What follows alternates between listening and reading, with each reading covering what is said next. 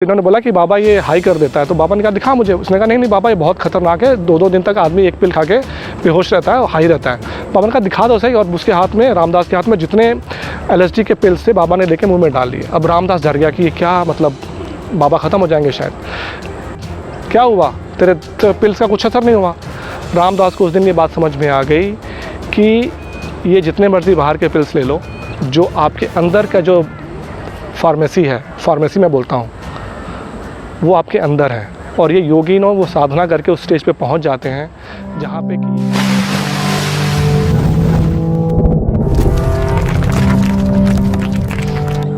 नमस्कार दोस्तों, मेरा नाम है अजीत बिसेन और सेहत की बात अजीत के साथ में आपका फिर से स्वागत है। आज मैं दोस्तों लेकर आया हूँ गोल्ड कोस्ट के रेस कोर्स पे। पीछे देख ही रहे होंगे, वहाँ पे हॉर्सेस के शो के बारे में लिखा है। तो बेसिकली जो पीछे देखेंगे बिल्कुल वहाँ पे पीछे, वहाँ पे कार पार्किंग के पीछे वो बिल्डिंग है गोल्ड कोस्ट रेस कोर्स की।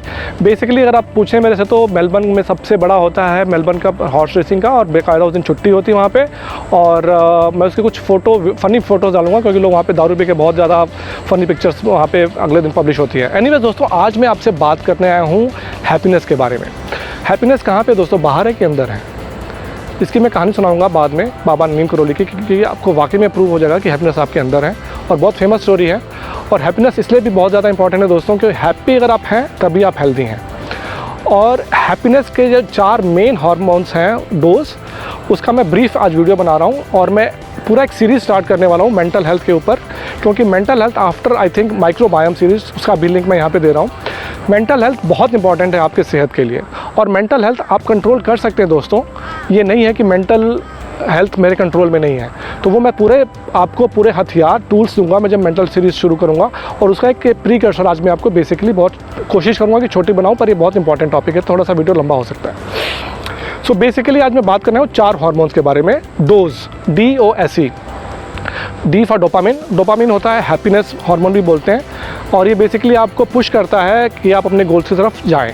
एक आपने गोल अचीव किया, नेक्स्ट गोल की तरफ जाएं। आपने फूड ऑर्डर किया, आपको जब तक फूड नहीं मिलता है वो डोपामिन आपको बनाता है कि आपको एक एंटिसिपेशन बनाता है, और जब आप पहली बाइट लेते हैं तो वो डोपामिन वहाँ पे ख़त्म हो जाता है। और फिर उसके बाद से नेक्स्ट चीज़ के लिए आप जो फ़ोन पे सुबह अपना सोशल मीडिया पे चेक करते हैं, इट्स डोपामिन रिलीज़।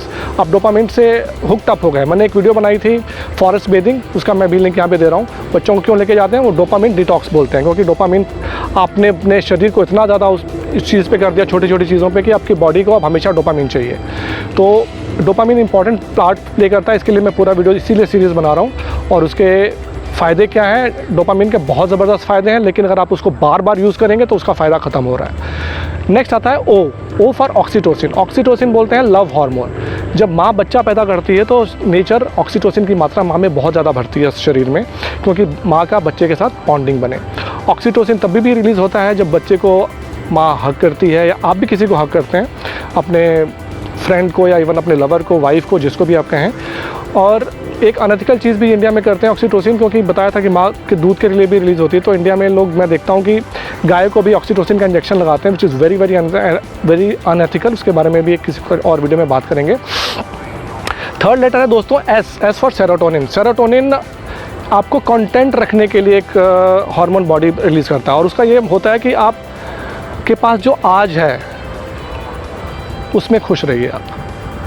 और सेरोटोनिन बेसिकली आपके गट में पैदा होता है 80 to 90%। और इस मैंने गट माइक्रोबायोम की सीरीज़ में भी आपको बात की थी, और इसीलिए मैंने कहा था कि सारी चीज़ें शुरू होती हैं गट माइक्रोबायोम से और ख़त्म भी वहीं पर होती हैं। तो गट माइक्रोबायोम बहुत इंपॉर्टेंट पार्ट प्ले करता है। मैं यहाँ पे लिंक उसका फिर से दे रहा हूँ, आप पूरा देखिएगा ध्यान से। तो जो सेरोटोनिन होता है दोस्तों, कि आपको कंटेंट रखता है। अब होता क्या है, जो बड़े गो गेटर्स होते हैं, जैसे मेरा ख्याल में भी आ रहा है कि रॉबिन विलियम्स बहुत बड़े कॉमेडियन हुए हैं हॉलीवुड से, उन्होंने कमिट कर दिया था सुसाइड। तो मैं ये कहूँगा कि उनमें डोपामिन की, जो कि गो गेटर की नेक्स्ट करना क्या करना, उसके लिए तो बहुत ज़्यादा डोपामिन रिलीज़ हुआ। लेकिन जो सेरोटोनिन जो आज आपके पास है, अगर उसमें आप खुश नहीं रह सकते तो चाहे जितना मर्जी आप अचीव कर लीजिए, आप लाइफ में खुश नहीं रह सकते। लेकिन ऑन द अदर हैंड ये भी नहीं है कि आपके पास सेरोटोनिन है तो इसका मतलब है कि आप कुछ ना करें, बस मेरे पास जो है मैं खुश हूँ। तो इसलिए डोपामिन का और सेरोटोनिन का बैलेंस होना बहुत ज़रूरी है।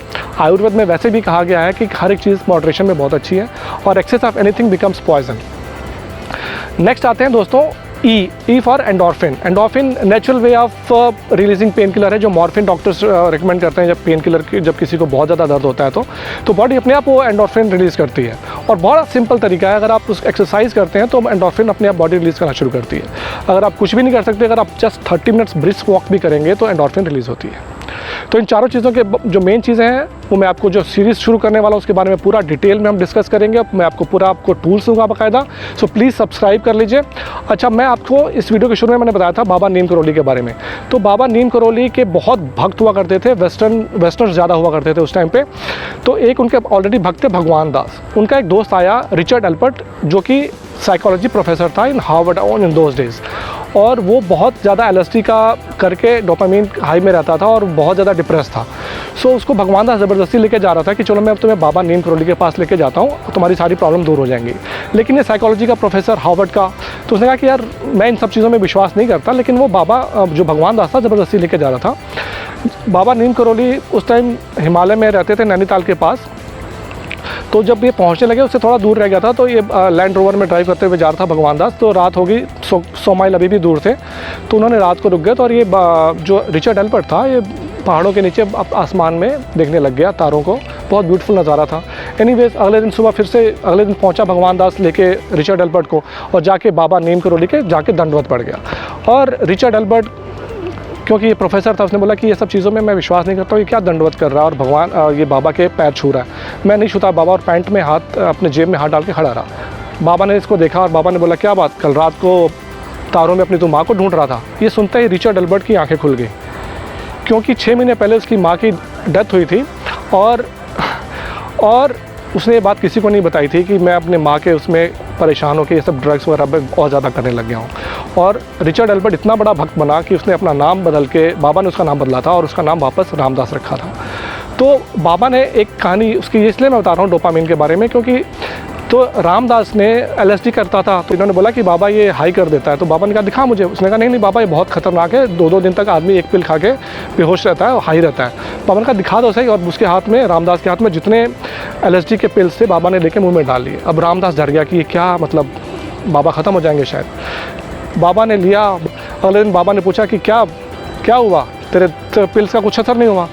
रामदास को उस दिन ये बात समझ में आ गई कि ये जितने मर्ज़ी बाहर के पिल्स ले लो, जो आपके अंदर का जो फार्मेसी है, फार्मेसी मैं बोलता हूँ, वो आपके अंदर है। और ये योगी वो साधना करके उस स्टेज पे पहुँच जाते हैं जहाँ पे कि ये साइंस अभी सोचने के लिए भी बहुत दूर तक सोच नहीं पाती है। तो ये कहानी इसलिए सुनाई दोस्तों कि आपके अंदर सब कुछ है और ये टूल्स हमारे पास हैं। मैं नहीं कहता कि मैं आपको वहाँ तक ले जाऊँगा, लेकिन मैं आपको वो रास्ता ज़रूर दिखा सकता हूँ कि जहाँ पे आपको जाके वो खुशी वाकई में अंदर से मिल सके। और अंदर से जो खुशी मिलेगी वो आपको, वही आपकी रियल हैप्पीनेस होगी। बाहर हैप्पीनेस आप ढूंढते रहिए, आपको नहीं मिलेगी। और हैप्पीनेस जब आपके अंदर होगी तभी जाके आपकी हेल्थ होगी। हैप्पीनेस आएगी तब हेल्थ आएगी, हेल्थ आएगी तब हैप्पीनेस नहीं आएगी। US कॉन्स्टिट्यूशन में बोला गया है in the pursuit of happiness. लेकिन मैं कहता हूँ कि परसूट ऑफ हैप्पीनेस आप नहीं कर सकते, परसू हैप्पीनेस नहीं कर सकते। Happiness is a by product of the way you live your life. आप जैसी ज़िंदगी जी रहे हैं उसी से आपको हैप्पीनेस मिलेगी और रास्ते में मिलती रहेगी। अगर आप हैप्पीनेस के पीछे भागेंगे तो कभी नहीं हैप्पीनेस मिल पाएगी। सो इसलिए दोस्तों मैं ये सीरीज़ स्टार्ट करूँगा। प्लीज़ सब्सक्राइब करिए, लाइक करिए और कमेंट करिए आप क्या देखना चाहते हैं। और अगले एपिसोड में फिर से मिलेंगे। नमस्कार।